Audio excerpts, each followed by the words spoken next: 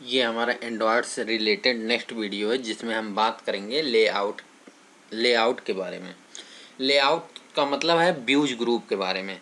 जो हमारे views group होता है, व्यूज ग्रुप एक कंटेनर की तरह होता है, उसमें व्यूज रखा जाता है। तो जो व्यू ग्रुप का दूसरा नाम है लेआउट। उसी लेआउट के बारे में हम यहाँ चर्चा करेंगे। तो चलिए देखते हैं लेआउट के बारे में। देखिए, layout basically refer to arrangement of element on a page. These element is likely to be image, text or styles. तो जो हमारा क्या होता है, लेआउट का मतलब क्या होता है, जो हमारे पास एलिमेंट होते हैं उनको अरेंजमेंट करने का एक क्या है, एक टूल है, एक मतलब स्पेस की तरह है।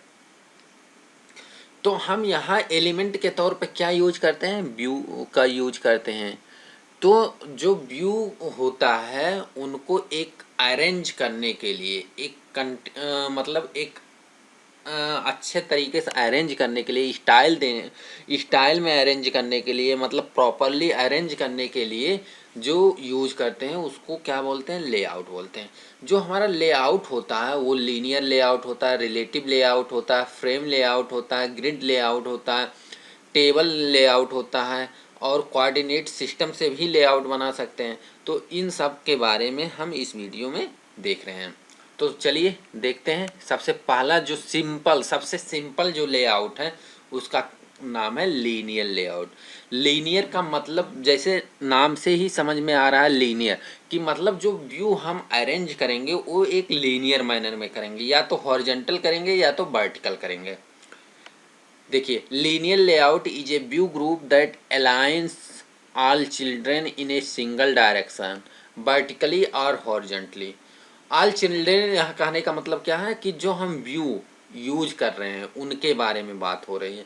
जो हमारा व्यू होता है वो किसके अंदर आता है, व्यू ग्रुप के अंदर आता है। व्यू ग्रुप के अंदर आता है, व्यू ग्रुप के अंदर व्यू ग्रुप भी आ सकता है, व्यू ग्रुप के अंदर व्यू ग्रुप आ सकता है, व्यू ग्रुप के अंदर व्यू भी आ सकता है, लेकिन व्यू के अंदर कभी भी व्यू ग्रुप नहीं आएगा। मतलब जो आउटर मोस्ट कंटेनर हमारा होता है व्यू ग्रुप ही होता है। देखिए next line, all children of a linear layout और stacked one after the other, so a vertical list will only have one child per row, no matter how wide they are, and the horizontally list will only be one row. The height of tallest child plus padding. तो कहने का मतलब क्या हुआ कि जो हमारा linear layout होता है उसका ओरिएंटेशन या तो वर्टिकल होगा या हॉरिजॉन्टल होगा। वर्टिकल कहने का मतलब, जो देखिए वर्टिकल कहने का मतलब इस टाइप से कि एक एक रो में एक क्या होना चाहिए, व्यू होना चाहिए, दूसरे रो में दूसरा व्यू होना चाहिए, तीसरे रो में तीसरा व्यू होना चाहिए। इस तरह से वर्टिकली एक के बाद एक आना चाहिए। तो ये क्या है, वर्टिकल के रूप में व्यूज रखा गया है। हॉरिजॉन्टल का मतलब क्या होता है कि एक ही रो में सब जितने भी व्यू यूज हो रहा है एक ही रो में होना चाहिए। जैसे ये एक रो में कितने व्यू हैं, 3 व्यू है। तो इस तरह से क्या होता है, हॉरिजॉन्टल होता है, इस तरह से वर्टिकल होता है। अगर हम डिफ़ॉल्ट केस की बात करें कि अगर हम ओरिएंटेशन नहीं देते हैं तो बाय डिफ़ॉल्ट क्या हमारा एंड्रॉयड स्टूडियो लेता है, हॉरिजॉन्टल लेता है। जो हम व्यू डालेंगे लीनियर लेआउट में, अगर ओरिएंटेशन देना भूल गए कि डायरेक्शन देना भूल गए तो बाय डिफ़ॉल्ट क्या लेता है, हमारा ओरिएंटेशन हॉरिजॉन्टल लेता है। जैसे जो हमारे लीनियर लेआउट में हाइट और विड्थ होता है तो उसका क्या होता है, wrap content match parent. Wrap content का मतलब क्या होता है कि जितना हमारा कंटेंट की रिक्वायरमेंट है उतना ही होगा। मतलब जो व्यू जितना ही होगा उतने ही रेशियो में हमारा स्क्रीन वो डिस्प्ले करवाएगा। मैच पेरेंट का मतलब क्या है कि जितनी बड़ी साइज है, जितने पेरेंट की साइज है, मतलब जो हम ऐप डिजाइन कर रहे हैं वो मतलब हर एक मोबाइल डिवाइस के लिए कर रहे हैं। जैसे किसी की स्क्रीन की साइज छोटी है, किसी की बड़ी है, तो क्या होता है मैच पेरेंट का मतलब जितना हमको पेरेंट मिल रहा है, मतलब जितनी स्क्रीन की साइज पूरी मिल रही है उसको मैच कर जाए, मतलब पूरा पूरा कवर कर ले, तो उसको क्या बोलते हैं, मैच पेरेंट बोलते हैं। रैप कंटेंट का मतलब जितना हमारे पास कंटेंट हम डालेंगे उसके अकॉर्डिंग रैप करके देगा। जैसे हम क्या करते हैं, किसी गिफ्ट को अगर रैप करवाते हैं तो क्या होता है, गिफ्ट को एकदम साइज से रैप करता है, कि मतलब अगर उसको पैक करवाते हैं तो क्या एकदम एग्जैक्ट साइज से चारों तरफ वो रैप करता है। तो उसी तरह से समझिए, अगर हम यहाँ व्यू की बात कर रहे हैं तो व्यू, जैसे इमेज व्यू की बात कर रहे हैं, अगर इमेज व्यू की साइज के अकॉर्डिंग अगर रैप कंटेंट हम फीचर डाल रहे हैं तो उसके साइज जितना बड़ा होगा उतनी ही बड़ी में हमारा लीनियर लेआउट दिखेगा। तो हम जनरली ये कहते हैं कि जो हमारी विड्थ होती है वो क्या बोलते हैं कि वो मैच पेरेंट हो जाए, मतलब जितनी विड्थ में दिख रही है। मान लीजिए ये हमारी मोबाइल की स्क्रीन है, तो अगर हम लीनियर लेआउट इसको बना रहे हैं तो लीनियर लेआउट तो पूरी स्क्रीन पे दिखना चाहिए। हाइट भले कम ज़्यादा हो, मतलब स्लाइड कर सके, इसीलिए जो हमारा विड्थ होता है उसको हमेशा हम मैच पेरेंट करके लिखते हैं। लेकिन जो हाइट होता है वो रैप कंटेंट करके लिखते हैं। मतलब अगर मान लीजिए अभी यहाँ तीन व्यू डाला गया है, तो तीन अगर हम 10 व्यू डालते हैं तो हमें स्क्रॉल करने की ज़रूरत पड़ती कि नहीं, अगर ज़रूरत पड़ रहे हैं तो वो कंटेंट के हिसाब से ही ज़रूरत पड़ रही है ना, तो इसीलिए हम हाइट को हमेशा क्या करते हैं, रैप कंटेंट डालते हैं। आई होप समझ में आ गया होगा कि हम मैच पेरेंट कहाँ यूज करेंगे और रैप कंटेंट कहाँ यूज करेंगे। तो चलिए देखते हैं। तो जो लीनियर लेआउट का एट्रीब्यूट है वो क्या क्या हो सकता है, आईडी हो सकता है, ओरिएंटेशन, ओरिएंटेशन में क्या हो सकता है, हॉरिजॉन्टल या वर्टिकल। अगर हम ओरिएंटेशन देना भूल गए हैं तो बाय डिफ़ॉल्ट क्या होता है, हॉरिजॉन्टल होता है, the default is horizontal. Gravity है, ग्रेविटी का काम क्या है कि कंटेंट जो है हमारा वो क्या होता है कि उसको अलाइनमेंट देने के लिए होता है, top bottom left right centre, centre vertical, centre horizontal, या एक्स वाई एक्सिस कुछ भी दे सकते हैं। चलिए इस एग्जांपल से समझते हैं कि देखिए हम यहाँ क्या यूज कर रहे हैं कि हम एक लीनियर लेआउट का यूज कर रहे हैं। लीनियर लेआउट का टैग ऐसे ही होता है।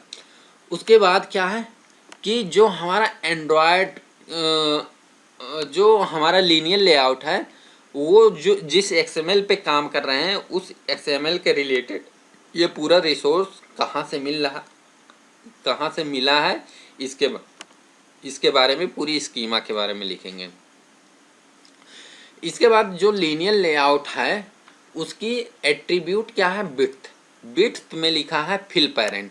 फिल पेरेंट अब यूज नहीं हो रहा है, अब क्या यूज होता है, मैच पेरेंट। फिल पेरेंट का वही काम था कि फिल पेरेंट का मतलब पूरी स्क्रीन को फिल करने का काम, लेकिन मैच पेरेंट मतलब जो हमारी पेरेंट है उसको पूरी मैच कर जाए। फिल पेरेंट भी किसी किसी वर्जन में यूज कर सकते हैं, वो हमको देखना पड़ेगा फिल पेरेंट और मैच पेरेंट के बारे में। तो अधिकतर अब क्या यूज होता है, मैच पेरेंट यूज होता है। तो अभी हम ऊपर डिस्कस किए हैं जस्ट ऊपर कि विड्थ जो हम करते हैं वो मैच पेरेंट में करते हैं और हाइट किस में, रैप कंटेंट में। अधिकतर केस में, ऐसा हमेशा नहीं होगा, हम जिस हिसाब से बनाएंगे उस हिसाब से होगा, लेकिन इन जनरल केस में हम विड्थ को क्या करते हैं, मैच पेरेंट करते हैं और हाइट को रैप कंटेंट करते हैं। उसके बाद ओरिएंटेशन लगाते हैं। ओरिएंटेशन क्या है, जो हमारा लीनियर लेआउट का व्यू रखेंगे इसके अंदर किस मैनर में होगा, वर्टिकल। वर्टिकल का मतलब एक के ऊपर एक आएगा, पहला व्यू यहाँ, दूसरा यहाँ, तीसरा यहाँ, इस हिसाब से आएगा। अगर हम हॉरिजॉन्टल लगते हैं तो एक व्यू यहाँ आता है, फिर इधर, मतलब एक रो में आने की कोशिश करता है। अब देखिए इसमें लीनियर लेआउट में हमने दो बटन डाला है, एक है बटन जिसकी आईडी है बटन, और दूसरा बटन है जिसकी आईडी है बटन 2। तो ये दो बटन हमने लीनियर लेआउट में डाला है। तो इसका आउटपुट किस तरीके से दिखेगा, मतलब आउटपुट कहने का मतलब जो स्क्रीन पे शो होगा किस तरीके से दिखेगा, कुछ इस टाइप से दिखेगा कि हमारा जो ये पूरा लीनियर लेआउट का वर्टिकल रूप में ये दिखे, बटन 1 बटन 2 करके ये दोनों बटन दिखेगा एकदम। अगर हम मार्जिन ओरिजिन यहाँ नहीं डाल रहे हैं तो एकदम सटा हुआ आएगा। अगर मार्जिन डाल रहे हैं टॉप बॉटम लेफ्ट राइट अगर कुछ भी, तो यहाँ गैप इस तरीके से गैप आएगा। देखिए जो हमारा बटन है, बटन क्या है, जो हमारी बटन की विड्थ है वो रैप कंटेंट है, रैप कंटेंट है। तो रैप कंटेंट ये हमारी स्क्रीन क्या है, हमारी स्क्रीन की विड्थ है मैच पेरेंट। अगर मैच पेरेंट यूज कर रहे हैं तो पूरी स्क्रीन पे हमारा लीनियर लेआउट की तरह कंटेनर की तरह काम कर रहा है। लेकिन उसके अंदर जो पहला व्यू है रैप कंटेंट, वो किस तरह से काम कर रहा है, वो अपने बटन 1 की जो साइज लिखने में जितनी साइज में आएगी उतने ही साइज में वो बटन क्रिएट होगा, ना कि पूरी विड्थ में होगा। अगर बटन 1 यहाँ से लेके यहाँ तक के बीच में आ गई है तो इतनी ही साइज में आएगा। लेकिन यहाँ से स्टार्ट होगा, यहाँ से यहाँ तक अगर बटन 1 लिखा आ रहा है तो उतनी ही साइज हमारी बटन की दिखेगी। भले ही जगह यहाँ खाली हो, यहाँ नेक्स्ट व्यू नहीं दिखेगा। अगर वर्टिकल मैनर में है तो अगला जो व्यू दिखेगा इसके नीचे ही दिखेगा। देखिए दूसरा क्या है, बटन, जो हमारा दूसरा बटन है उसकी आईडी क्या है, बटन 2, और टेक्स्ट में क्या लिखा गया है, बटन 2 लिखा गया है। उसकी विड्थ क्या है, रैप कंटेंट है, और हाइट भी रैप कंटेंट है। तो क्या होगा, रैप कंटेंट के हिसाब से क्या होगा हमारा बटन 2 भी जितने में बटन 2 लिखा आ जाएगा उतनी ही विड्थ का होगा और उतनी ही हाइट का होगा जितनी बटन की मतलब बटन टेक्स्ट की साइज होगा, तो उतनी ही हाइट का वो बटन बनेगा। तो आई होप समझ में आ गया होगा। तो इसका हमारे ख्याल से आउटपुट कुछ इस तरह से आना चाहिए। और यहाँ बैकग्राउंड भी लिखा गया है, तो इसके बैकग्राउंड के हिसाब से जो 6 डिजिट का कोड होता है कलर का, उसके हिसाब से इसका कलर अलग आएगा और इसका कलर कुछ अलग आएगा। तो इस हिसाब से मेरे स्क्रीन पे ये ऐप का जो डिज़ाइन है कुछ इस तरीके से दिखेगा। अब बात करते हैं अगला जो लेआउट है, रिलेटिव लेआउट। जो हमारा लीनियर लेआउट होता है वो क्या होता है, जो रिलेटिव लेआउट होता है वो लीनियर लेआउट से फ्लेक्सिबिलिटी देता है। फ्लेक्सिबिलिटी कहने का मतलब अगर इसमें जो व्यूज यूज करते हैं उनके रिलेटिव में हम व्यू रख सकते हैं। लेकिन लीनियर में क्या था कि जो हमारा व्यू अरेंज जो होता था वो क्या होता था, एक मैनर में होता था, या तो हॉरिजॉन्टली या तो वर्टिकली। अब रिलेटिव लेआउट के द्वारा हम अपने व्यू को कहीं भी रख सकते हैं। मान लीजिए हमने व्यू यहाँ सेंटर में पहला रखा है, उसके बाद दूसरा यहाँ कहीं रख दिया, तीसरा यहाँ रख दिया, कहीं भी किसी भी मतलब अपने स्क्रीन के अकॉर्डिंग जहाँ हम जस्टिफाई चाहें मतलब जस्टिफाई होगा उस व्यू का वहाँ रख सकते हैं। तो ये कौन सा लेआउट है, रिलेटिव लेआउट। तो चलिए देखते हैं रिलेटिव लेआउट के बारे में। The relative layout is very flexible layout use to Android for custom layout design. मतलब रिलेटिव लेआउट के द्वारा हम क्या कर सकते हैं, कस्टम लेआउट डिजाइन तैयार कर सकते हैं इसकी फ्लेक्सिबिलिटी के कारण। It give the flexibility to position our component based on the relative or sibling components position। तो जो इसमें व्यू यूज होता है, व्यू को हम अपने व्यू के ही रिलेटिव में रख सकते हैं। कोई ज़रूरी नहीं कि हम अपने कंटेनर के हिसाब से रखें, लेकिन जो हमें प्रॉपर्टी यूज होता है, जैसे क्या, पेरेंट सेंटर, तो पेरेंट सेंटर यूज करेंगे तो एकदम सेंटर में आ जाएगा। पेरेंट टॉप तो पेरेंट ऊपर आ जाएगा। पेरेंट बॉटम तो एकदम बॉटम में आ जाएगा। पेरेंट लेफ्ट तो एकदम लेफ्ट में आ जाएगा। पेरेंट राइट तो एकदम क्या आया जाएगा, राइट में आ जाएगा। अगर हम कोई प्रॉपर्टी लिखेंगे, कोई मतलब इसकी पोजीशन की प्रॉपर्टी लिखेंगे अबव द सेंटर पेरेंट, तो जो है हमारा व्यू वो सेंटर पेरेंट के ऊपर आ जाएगा। बिलो सेंटर पेरेंट लिखेंगे तो वो सेंटर पेरेंट के जो पेरेंट सेंटर जो है उससे नीचे आ जाएगा। अगर हम कहें to the left of centre parent तो इधर आ जाएगा, to the right of centre parent तो इधर आ जाएगा, इसके रिस्पेक्ट में। आई होप पूरा समझ में आ गया होगा। तो क्या होता है कि जस्ट बिकॉज, देखिए यहाँ क्या लिखा है, just because it allow us to position the component anywhere we want, so it is the considered as most flexible layout। तो जो इसकी फ्लेक्सिबिलिटी के कारण ही हम अपने व्यू को कहीं भी, अपने व्यू को कहीं भी रख सकते हैं पूरी स्क्रीन पे, जहां उसकी कंसिडरेबल है, जहां उसकी ज़रूरत है, हम अपने हिसाब से उसको कस्टम लेआउट बना सकते हैं। तो यही रीज़न है कि जो हमारा रिलेटिव लेआउट होता है वो ज़्यादा यूज होता है किसके रिस्पेक्ट में, लीनियर लेआउट के रिस्पेक्ट में। It allow its child view to position relative to each other और रिलेटिव टू द कंटेनर और एन अदर कंटेनर। तो हम क्या कर सकते हैं कि इस हिसाब से हम अपने व्यू को, अपने जो व्यू होते हैं पूरे, उनको इस हिसाब से रख सकते हैं। तो चलिए देखते हैं कि अगर Android layout align parent tap करते हैं, अगर इसको ट्रू कर देते हैं तो क्या होगा कि हमारा जो व्यू दिखेगा यहाँ दिखेगा। अगर पेरेंट टैप ट्रू है तो यहाँ दिखेगा, पेरेंट लेफ्ट ट्रू है तो क्या होगा, यहाँ दिखेगा। तो इस हिसाब से पूरा हम इसकी क्या लिखते हैं, प्रॉपर्टीज लिखते हैं। तो ओवरऑल समझ में आ गया होगा। जो हमें फ्लेक्सिबिलिटी देता है लीनियर लेआउट, वो क्या है, लीनियर लेआउट है। जो हमें सीक्वेंस में एकदम सिंपल वे में यूज करने की तरह देता है, वो क्या होता है, लीनियर लेआउट होता है।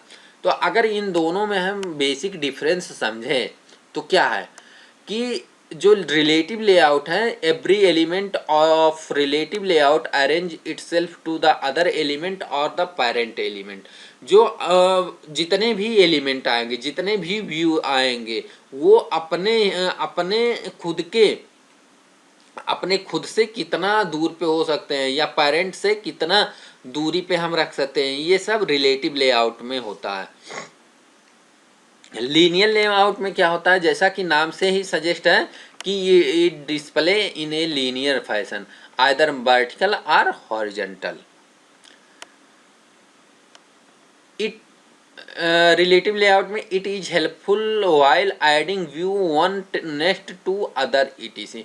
मतलब जो इसमें फ्लेक्सिबिलिटी के कारण है, फ्लेक्सिबिलिटी के कारण हम इसमें व्यू की एडिंग कहीं भी कर सकते हैं। मान लीजिए हम 10वें व्यू की अभी हम बटन लिख रहे हैं, तो उस 10वें व्यू को हम अपने पहले ही पोजीशन पे रख सकते हैं। मतलब टॉप पेरेंट पे ही अगर हम उसकी प्रॉपर्टी पेरेंट सेंटर कर दें या टॉप पेरेंट कर दें तो उस क्या वो सबसे पहले व्यू दिख जाएगा। ये फ्लेक्सिबिलिटी है। अगर हम इसको लीनियर लेआउट में लिखते 10वें बटन को, तो क्या करना पड़ता, हमें पूरी बटन की जो हॉरिजॉन्टल वे में है वो पहले लिखना पड़ता। यहाँ पहले सबसे इस बटन की ID 10 दे के सबसे पहले लिखना पड़ता, तब ये बटन सबसे पहले आता टॉप पे। और जो लीनियर लेआउट में है वो क्या है, फीचर देता है, वो जो ओरिएंटेशन देता है वो तो वर्टिकल या हॉरिजॉन्टल देता है।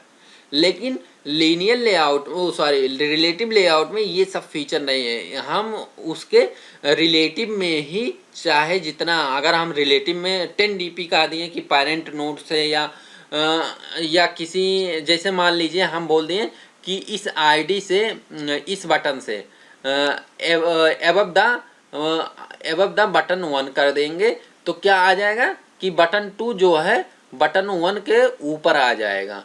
तो ये सब property linear layout, relative layout देता है। तो हमें यहाँ रिलेटिव लेआउट का वो लिखना पड़ेगा टैग। तो आई होप पूरा समझ में आ गया होगा। अगला जो लेआउट है उसका नाम है फ्रेम लेआउट। फ्रेम लेआउट क्या होता है, ये ब्लॉक ऑफ एरिया की तरह पूरी स्क्रीन दिखता है। मान लीजिए ये क्या है, जैसे ये क्या है, ये एक फ्रेम है, ये दूसरा फ्रेम है।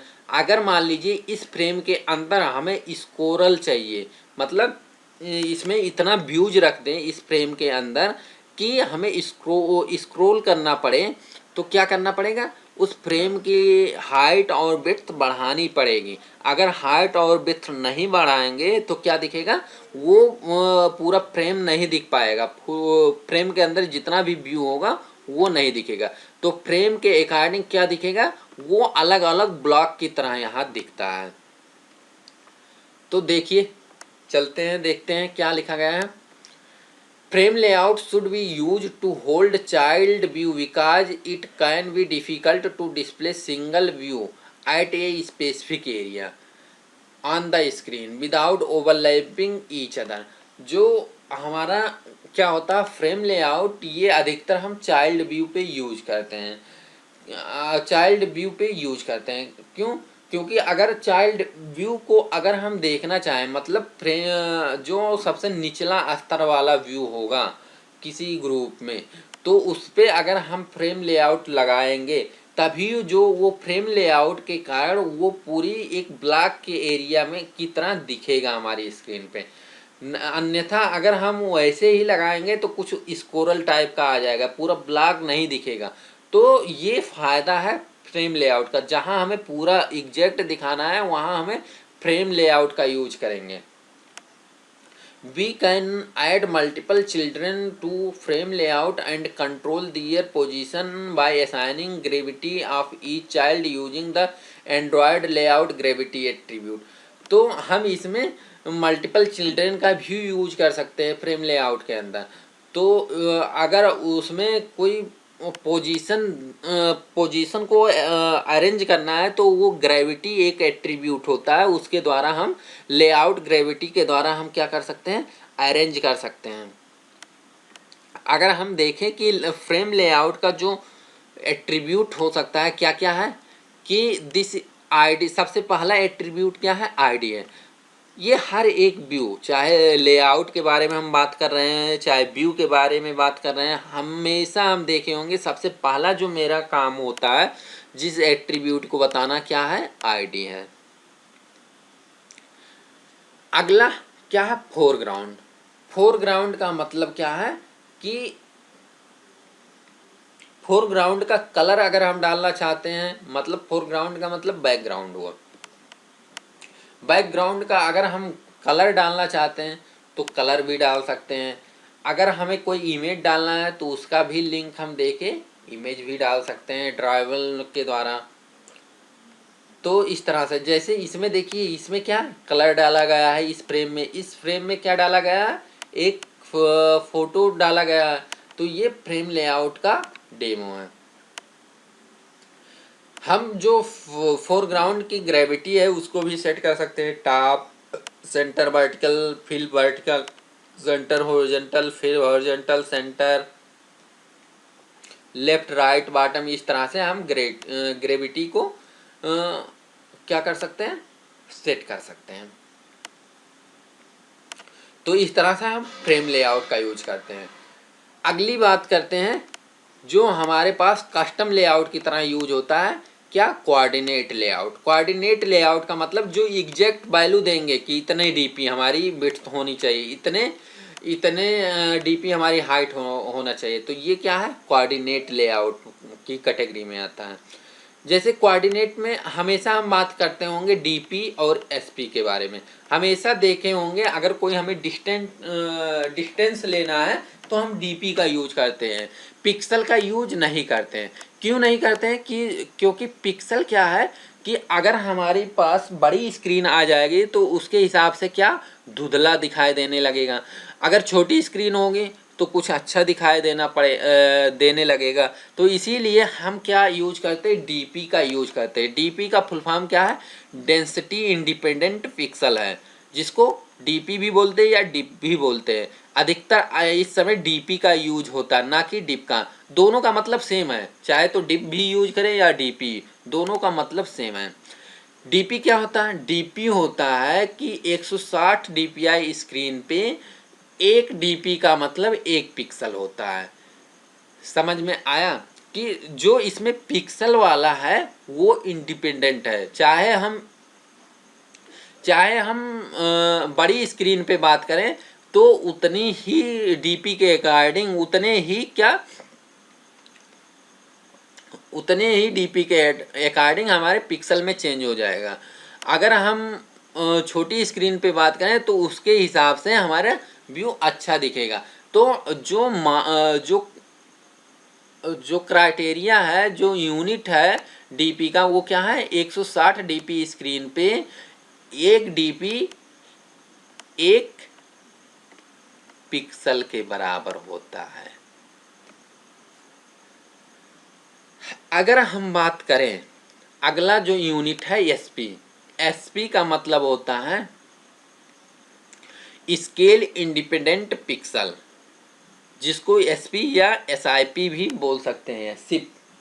तो हम अधिकतर एसपी का यूज करते हैं। एसपी का यूज हम वहाँ यूज कर सकते हैं जो टेक्स्ट की यूनिट बताने के लिए होती है, किसी अक्षर की साइज को दर्शाने के लिए होता है। हम वहाँ किसी फॉन्ट की साइज को दर्शाने के लिए होता है, तो हम वहाँ एसपी यूनिट का यूज करते हैं। लेकिन हमें क्या अगर हमें लेंथ कोई दिखाना पड़ता है, कोई हाइट दिखाने के लिए ज़रूरत पड़ती है, तो हम डीपी का यूज करते हैं, ना कि एसपी का यूज करते हैं।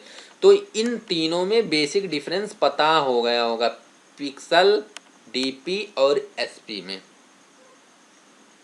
अगर हम एब्सोल्यूट लेआउट की बात करें तो एब्सोल्यूट लेआउट का मतलब क्या है कि हम एक्चुअल में जो हाइट है, लेआउट का हाइट है, वो डीपी में रख सकते हैं कि 160 डीपी या 240 डीपी। तो ये क्या है? एब्सोल्यूट है, एक्चुअल है कि अब इससे छोटा बड़ा नहीं होगा। तो आई होप समझ में आ गया होगा। देखिए, अगर हम कोऑर्डिनेट लेआउट की बात करें तो सबसे पहला एट्रीब्यूट क्या होगा? आईडी होगा। फिर लेआउट एक्स डायरेक्शन में कितना है? 200 डीपी या 200 डीपी या 300 डीपी, इस हिसाब से डाल सकते हैं। इसमें पिक्सल भी डाल सकते हैं, कोई वो नहीं है कि पिक्सल हम नहीं डाल सकते। लेकिन पिक्सल से क्या होता है कि हमारा बड़ी स्क्रीन पे धुंधला दिखाई देने लगेगा। तो उससे अच्छा है कि जो हमारे पास एक डीपी वाला कॉन्सेप्ट है वो डालेंगे। उससे क्या होगा? किसी भी स्क्रीन की साइज हो, किसी भी लेंथ की स्क्रीन की साइज हो, उस पर सेम दिखेगा, ना कि कहीं अधिक दिखेगा, कहीं मतलब हाई ब्राइट दिखेगा, कहीं लाइट में दिखेगा, इस तरीके से नहीं दिखेगा। तो जो अब कोऑर्डिनेट सिस्टम है वो डिप्रिकेटेड हो चुका, मतलब ये पुराना हो चुका, अब इसका यूज कहीं भी नहीं होता। अब इस समय क्या यूज होता है? रिलेटिव लेआउट ज़्यादातर यूज होता है। एक और लेआउट है जिसका नाम है कंस्ट्रेंट लेआउट। तो इन दोनों लेआउट का ज़्यादातर यूज होता है। लेकिन अगर हम डेमो की बात करें तो हम अगर डेमो दिखाएंगे तो लीनियर लेआउट में दिखाएंगे, क्योंकि सबसे सिंपल लेआउट है, ज़्यादा हमें कोडिंग करने की ज़रूरत, ज़्यादा हमें लिखने की ज़रूरत नहीं है। तो इस हिसाब से क्या है कि जो सबसे सिंपलेस्ट लेआउट है वो लीनियर लेआउट है, जो इस समय मतलब अधिकतर ऐप में यूज करके आता है वो कंस्ट्रेंट लेआउट है। जो रिलेटिव लेआउट का भी यूज अधिकतर होता है। तो इस तरह से हमारे लेआउट हैं। अगला बात करते हैं कि क्या कि हमें कोई एब्सोल्यूट लेआउट का यूज करके क्या करना है, पूरा हमें डिजाइन तैयार करना है। तो एब्सोल्यूट लेआउट में जो एब्सोल्यूट लेआउट की है, विड्थ मैच पेरेंट और हाइट भी मैच पेरेंट हमने रखा है। अगर टेक्स्ट व्यू, पहले व्यू की बात करें, उसमें हम पहला व्यू ले रहे हैं text view. Text view as a label की तरह यूज होता है। तो उसमें क्या लिखा गया है? रैप कंटेंट विड्थ और हाइट में। टेक्स्ट की साइज क्या लिखा गया है? 25 SP लिखा गया है। लेआउट _x क्या है कि coordinate of the text view in the absolute layout, कि एब्सोल्यूट लेआउट में 200 पिक्सल का जो स्पेस होगा उसी के अंदर पूरा राकेश कुमार लिख के आएगा। तो इस हिसाब से हम एब्सोल्यूट लेआउट का यूज करते हैं, जो कि अब यूज नहीं होता है ये एब्सोल्यूट लेआउट। तो अगर हमें इस समय यूज करना है किसी भी लेआउट को, तो अगर हमें सिंपल में यूज करना है तो लीनियर लेआउट है हमारे पास। थोड़ा उससे अधिक वेट में यूज करना है, अगर हमारे अंडरस्टैंडिंग है तो हम रिलेटिव लेआउट यूज करते हैं। अगर हमारे पास और थोड़ा अंडरस्टैंडिंग है तो सबसे अच्छा जो लेआउट है वो कौन सा लेआउट है? कांस्टेंट लेआउट, जो कि इस सिलेबस में नहीं है, इसीलिए हम यहाँ दिखा नहीं रहे। लेकिन जो हम कांस्टेंट लेआउट है वो अधिकतर यूज करेंगे अगर हमें अच्छा एक एप्लीकेशन बनाना, अच्छा एक ऐप बनाना है, अट्रैक्टिव बनाना है, तो हम अधिकतर कांस्टेंट लेआउट का यूज करते हैं। तो चलिए अब नेक्स्ट देखते हैं कि एक प्रोग्राम जिसका नाम है write a program to implement simple calculator using text view, edit view, option button और बटन के द्वारा। तो हमें इसमें क्या बनाना है कि हमें एक ऐप डिजाइन करना है, हमें एक लेआउट तैयार करना है। किसके द्वारा? टेक्स्ट व्यू के द्वारा, एडिट व्यू के द्वारा, ऑप्शन बटन के द्वारा, बटन के द्वारा, जो एक सिंपल कैलकुलेटर परफॉर्म करे। तो अगर हमें सिंपल कैलकुलेटर परफॉर्म करना है, सिंपल कैलकुलेटर का मतलब प्लस हुआ, माइनस हुआ, मल्टीप्लिकेशन हुआ, डिवीजन हुआ, ये चारों चीज़ें, ये क्या होता है? एक सिंपल कैलकुलेटर में आता है। तो अगर हम कोई ऐप ऐसा डिजाइन कर रहे हैं, कोई एक एक्टिविटीज या हम कहें कोई एक ऐप ऐसा डिजाइन कर रहे हैं कि इन सबको परफॉर्म करें, तो वो क्या कहते हैं? सिंपल कैलकुलेटर तैयार हो चुका है। इस सिंपल कैलकुलेटर जो हमारे सिलेबस के अकॉर्डिंग ये पूरा प्रोग्राम दिया गया है। चलिए देखते हैं सिलेबस में कहाँ दिया गया है। ये हमारा सिलेबस है एंड्रॉयड का। देखिए, डेवलपमेंट ऑफ एंड्रॉयड एप्लीकेशन। इसमें एंड्रॉयड में हम देखते हैं, हम चलते हैं प्रैक्टिकल वाले सेक्शन पे। तो लिस्ट ऑफ प्रैक्टिकल के अंदर दिया गया है सबसे पहला जो दूसरा प्रोग्राम है write a program to demonstrate activity. जो हमारी एक्टिविटीज की लाइफ साइकिल है, 8 मेथड हैं, उन सबको बारी बारी से कि कब कौन वर्क हो रहा उनके बारे में एक प्रोग्राम। हमने ये प्रोग्राम अपने वो थ्योरी क्लास में दिखाया भी था, तो वहाँ पूरा आपको ये करके देखना है। फिर क्या है कि ये चौथा प्रोग्राम है राइट ए, जो हमारा चौथा प्रोग्राम है वही सेम प्रोग्राम है, write a program to implement simple calculator using text view, edit view, option button और बटन के द्वारा। हमें इन सब व्यूज के द्वारा हमें क्या करना है कि हमें एक सिंपल कैलकुलेटर डिजाइन करना है। और वो सिंपल कैलकुलेटर आप डिजाइन करके किसी अपने दोस्त को भी भेज सकते हो, वो एपीके फाइल वो यूज करके अपना कैलकुलेशन परफॉर्म कर सकता है। हम किसी कहीं भी शेयर कर सकते हैं। जैसे हमें जो हमें वो क्या होता है स्टोर पे मिलता है, गूगल स्टोर पे मिलता है, उसी तरह से हम अपना कोई भी ऐप डिजाइन करके यहाँ से हम शेयर कर देंगे तो सब हर कोई यूज कर पाएगा। ये नहीं है कि सिर्फ हम हमारे ही लिए फ़ायदेमंद हैं। हम अगर उस एपीके फाइल को कहीं भी शेयर कर सकते हैं, कोई भी यूज कर सकता है, वो अच्छा परफॉर्म होना चाहिए। तो कुछ इस तरीके से हमें कैलकुलेटर डिजाइन करना है। तो हम इसके बारे में यहाँ ज़्यादा बात नहीं कर सकते हैं, क्योंकि इस पीडीएफ को हमने शेयर आप लोगों को कर दिया। आप लोग घर बैठकर आराम से इस एप्लीकेशन को क्या कह सकते हैं कि इस प्रोग्राम को आराम से अपने लैपटॉप में, अपने सिस्टम में करिए।